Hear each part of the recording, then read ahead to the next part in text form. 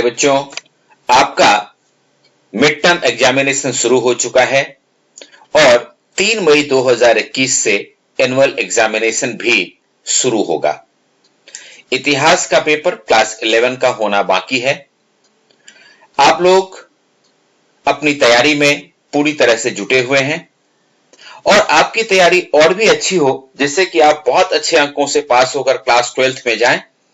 इसलिए हम भी कोशिश करते रहते हैं कि नई चीजें, नया स्टडी मटेरियल आपके सामने रखूं ताकि आपकी तैयारी मजबूत होती जाए दिन प्रतिदिन, और आंसर्स जब लिखने की बारी आई एग्जाम में तो आप बहुत अच्छे आंसर्स लिख सकें ताकि आपको बहुत अच्छे अंक मिल सकें।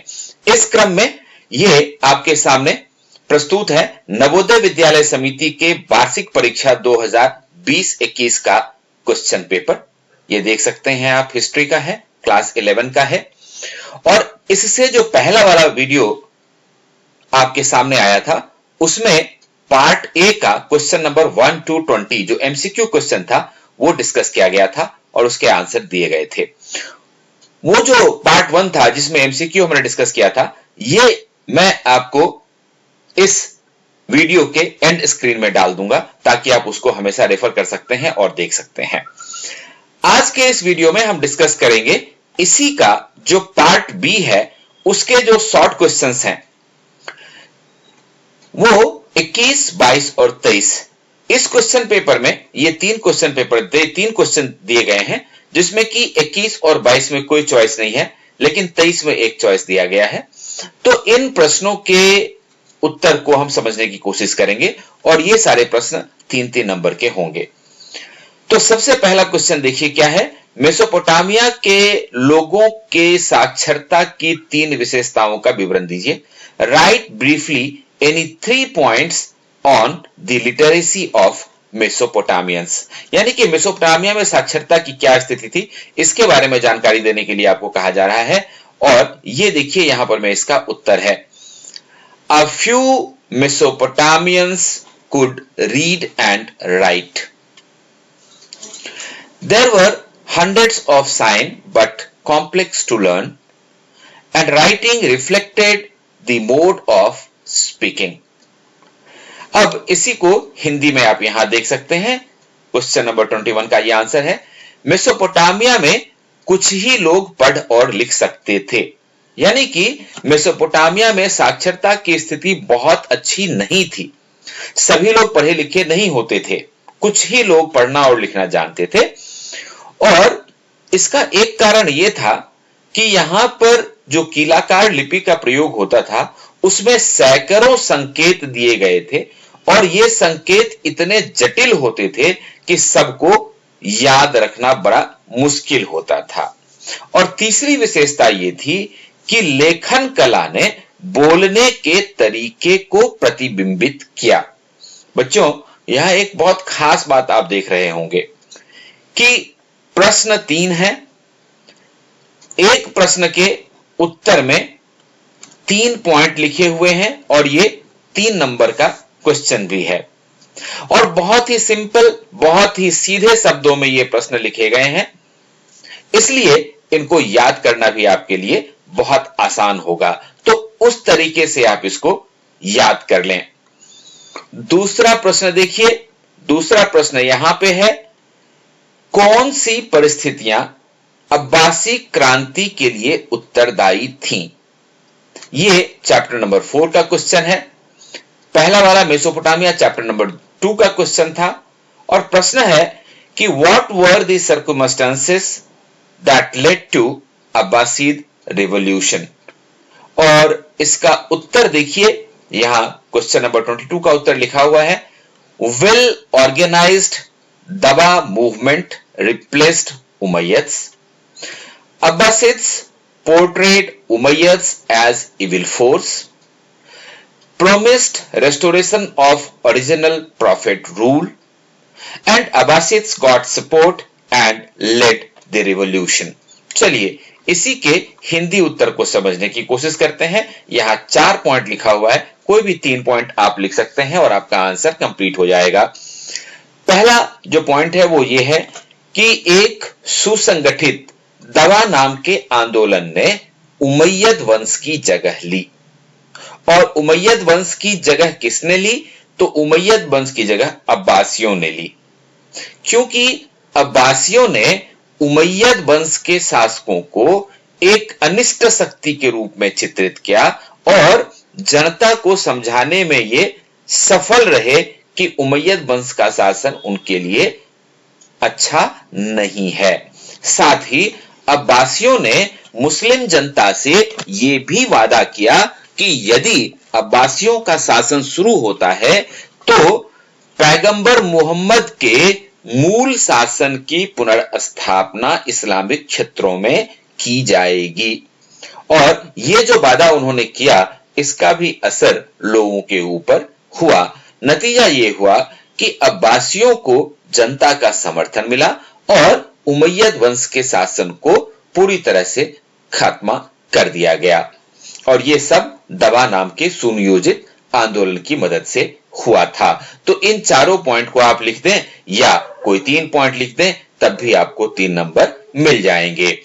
अब आइए बात करते हैं क्वेश्चन नंबर 23। अब 23 में देखिए 2 प्रश्न हैं। पहला प्रश्न है, मानवतावादी ऐतिहासिक विचार के बारे में आप क्या जानते हैं? किन्हीं 3 की व्याख्या कीजिए। अथवा मध्यकालीन यूरोप में मठों के क्या काम थे, ये आपको बताना है। आगे बढ़ने से पहले डिस्क्रिप्शन बॉक्स को देखिए। अपने मोबाइल फोन के ऊपर टेलीग्राम प्ले स्टोर से डाउनलोड कर लीजिए और लिंक देख करके आप डॉक्टर अजय झा क्लासेस के नाम से टेलीग्राम ग्रुप में शामिल हो जाइए। वहां पर क्लास 11 हिस्ट्री के बहुत सारे स्टडी मटेरियल्स मौजूद हैं, जिसका फायदा आपको अपनी तैयारी के लिए हो सकता है। तो चलिए शुरू करते हैं। मानवतावादी ऐतिहासिक विचार के बारे में आप क्या जानते हैं? इसका उत्तर पहले अंग्रेजी में देख लेते हैं, फिर हिंदी में देखेंगे।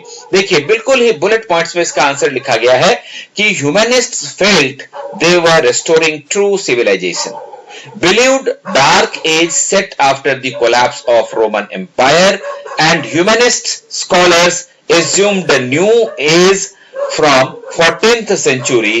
and आप अगर कोई दूसरा रेलेवेंट पॉइंट आपको नजर आता है तो आप वो भी लिख सकते हैं। उत्तर देखिए क्या है।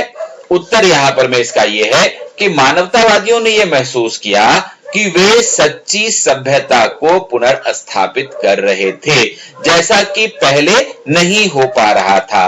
दूसरी बात ये कि वो ऐसा महसूस करते थे कि रोमन साम्राज्य के पतन के बाद डार्क एज सेट हो गया था, एक अंधकारमय युग की शुरुआत हो गई थी, जिससे बाहर आना जरूरी था। और ये सब काम लगभग 13 और 14वीं शताब्दी के आसपास से हुआ, इसलिए मानवतावादी विद्वानों ने 14वीं शताब्दी से नए आयु की गणना प्रारंभ की।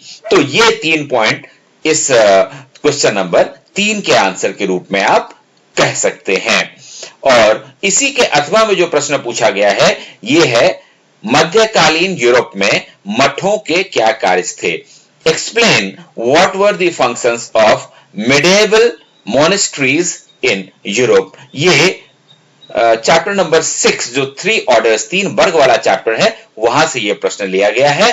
और इसका उत्तर पहले अंग्रेजी में फिर हिंदी में देख लेते हैं। ये आप देख सकते हैं यहां पर मैं ये अथवा में फंक्शंस ऑफ medieval monasteries लिखा हुआ है। Monks and nuns lived away from the cities. They did prayer, study, and some did agricultural activities. Monasteries contributed in the development of art. Its main aim was to spread religion or any other relevant point। तो ये क्या कहता है कि मध्यकाल में मठों के क्या कार्य थे? तो सबसे पहली बात तो ये थी कि मठों में रहने वाले भिक्षु और जो नन होते थे, नन जो महिला भिक्षु होती थी उनको नन कहते थे।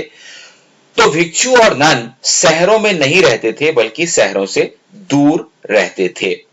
और इनका मुख्य काम क्या था? इनका मुख्य काम था ईश्वर की प्रार्थना करना, अध्ययन अध्यापन का कार्य करना, और उन्हीं में से कुछ लोग कृषि कार्य में भी संलग्न रहते थे, क्योंकि चर्च के पास काफी जमीन हुआ करती थी और उस पर कृषि कार्य भी हुआ करते थे। तो यही भिक्षु या नन उस कृषि कार्य में भी संलग्न रहते थे। इसके बाद इन मठों ने यूरोप के अंदर कला के विकास में बहुत अधिक योगदान दिया। तो ये भी एक मुख्य काम था जो ये मठ करते थे, जबकि इनका मुख्य उद्देश्य था धर्म का प्रचार प्रसार करना। बच्चों, इस वीडियो के ऊपर आप आई बटन पे ध्यान देते रहें। जैसे ही आप आई बटन को दबाएंगे, आपको इन अलग अलग चैप्टर्स के चैप्टर जितने भी हैं आपके क्लास 11 में, उनके जो इंपॉर्टेंट क्वेश्चंस हैं वो उस लिंक पर क्लिक करने से आपको मिल जाएंगे। तो आप उनकी सहायता से अपनी तैयारी को और भी मजबूत कर सकते हैं। और यदि आपने इस चैनल को अब तक सब्सक्राइब नहीं किया है तो कर लीजिए और बेल बटन जरूर दबा दीजिए, ताकि आपको आगे आने वाले सभी वीडियोस का नोटिफिकेशन सबसे पहले मिल जाए और तैयारी में भी आप सबसे आगे रह सकें। All the best.